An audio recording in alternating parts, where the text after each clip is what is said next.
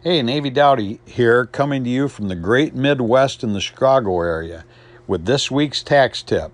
We're going to be talking this week about the Paycheck Protection Program, or the PPP loans. Many business owners cheered as the news came out about the PPP loans.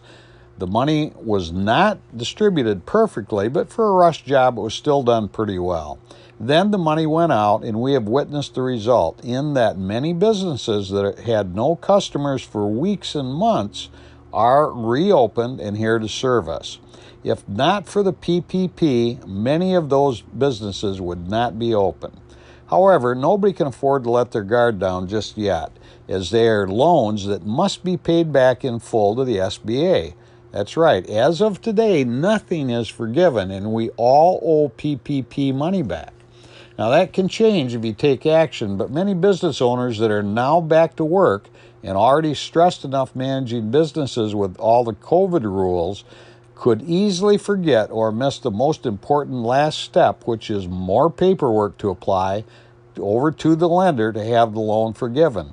If you don't successfully do that paperwork, then you could owe that money back, so pay attention. Here's what we know so far. In order to get your loan forgiven, you'll need to complete a PPP loan forgiveness application form 24 weeks after the loan was taken out and submit it to your lender, or sooner if you have used all the loan proceeds for which you are requesting forgiveness. If you had a PPP loan prior to the Paycheck Protection Program Flexibility Act being signed, then you can choose to use the original 8-week period instead of the 24-week period.